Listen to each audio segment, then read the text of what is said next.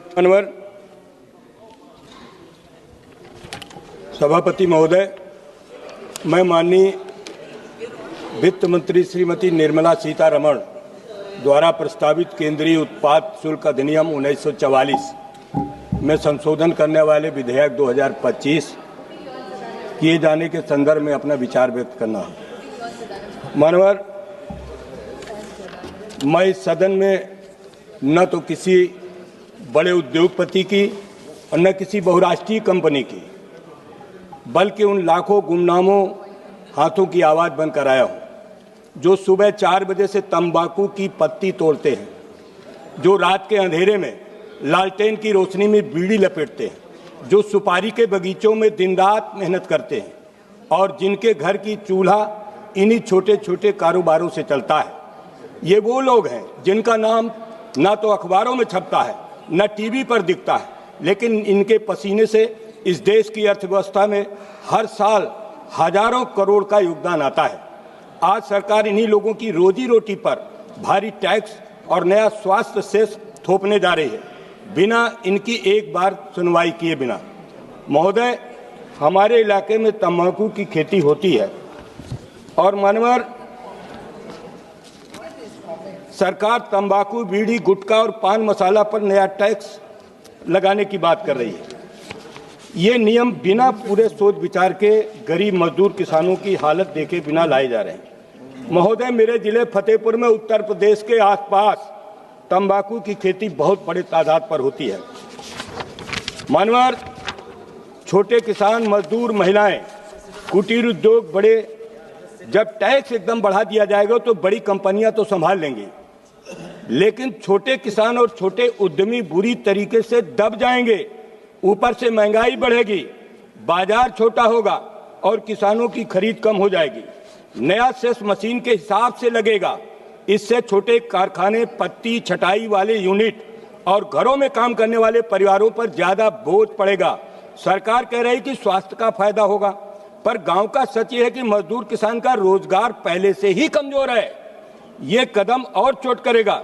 मानवर, हमारी मांग है कि इसे जल्दबाजी में पास न किया जाए। और मानवर, आज हमारे देश के अंदर एक झटके में 28% जीएसटी के ऊपर 50-60% का सेस और मशीन आधारित कर लगा देंगे तो क्या होगा? बड़ी कंपनियां तो अपना दाम बढ़ाकर निकाल लेंगी, लेकिन छोटी बीड़ी कारखाने, पत्ती छटाई वाले सेठ जहां 15 से 20 हजार बीड़ी रोज लपेटने वाली महिला, ये सब बर्बाद हो जाएंगे। मानवर, ये स्वास्थ्य के लिए है, लेकिन अध्यक्ष जी, स्वास्थ्य तभी सुधरेगा जब 2 वक्त की रोटी मिलेगी। मानवर, मेरी मांग है कि इस विधेयक को स्थायी समिति को भेज दिया जाए। तंबाकू किसानों, बीड़ी मजदूरों, सुपारी उत्पादकों और छोटे उद्योगों के प्रतिनिधियों को बुलाकर सुनवाई की जाए। इससे राज्य मशीन आधारित न करके। पटेल जी, इससे राज्य को भी नुकसान होगा। ये जो कंपनसेशन सेस है उसका हिस्सा राज्य को ही जाएगा। आपके जिले में धान होता है मानवर, और धान की वो बर्बादी है, आप बोल नहीं रहे कुछ। धान 1600-1700 में लिया जा रहा है, 2369 रुपए एमएसपी है। आप भी तो ध्यान दिया करिए, आप इधर बैठते हैं तो क्या हुआ, लेकिन धान के आप किसान हैं, आपके जिले में धान हो रहा है। मानवर, मेरी बात यह है कि प्रभावित राज्यों के साथ मिलकर वैकल्पिक फसल और रोजगार की ठोस योजना बनाई जाए। जल्दबाजी में विधेयक पास हुआ तो गांव का गरीब आदमी एक बार फिर कुचला जाएगा।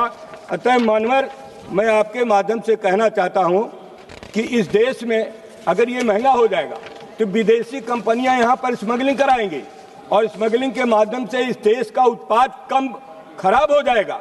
मानवर, आज हमारे देश में भारी वृद्धि कानून को सिगरेटों का महंगा बना सकती है, जिससे विदेशी स्मगलिंग ब्रांडों की खपत होगी।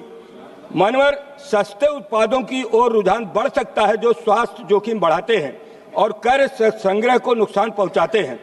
मानवर, इस विधेयक में ऐसे श्रमिकों, किसानों के लिए जो संक्रमण योजना या सुरक्षा प्रावधान नहीं है, जिनकी आजीविका इस पर क्षेत्र आधारित है। कर वृद्धि की प्रभावशीलता की समीक्षा का मानवर अभाव है। विधेयक में यह नहीं है कि सरकार खपत, अवैध व्यापार या राजस्व पर बड़े प्रभाव का नियमित आकलन करेगी, जो नीति निर्माण के लिए आवश्यक। मानवर, कृषि मंत्री जी यहाँ बैठे हैं। मध्य प्रदेश के अंदर सबसे ज्यादा तंबाकू का काम होता है। बीड़ी के पत्ते काम होता है। मानवर उन गरीबों की हालत को ध्यान देना चाहिए, उस पर विचार करना चाहिए। और ये विशेषज्ञ भी हैं, मुख्यमंत्री जी रहे हैं मानवर, इन लोगों को बैठ करके इसके बारे में ठीक से विचार किया जाए, ताकि छोटे किसानों का और जो तंबाकू उत्पादक हैं, बाद में मशीनों में वो प्रोसेस होती है वो अलग विषय है, लेकिन मानवर उन छोटे लोगों पर बहुत भारी बोझ पड़ेगा। इसलिए मेरी मांग है मानवर कि इसको स्थायी समिति को भेज दिया जाए। धन्यवाद मानवर। Shri Saugata Rai ji. Sir, I rise to speak on the Central Excise Amendment Bill 2025 brought forward by the Finance Minister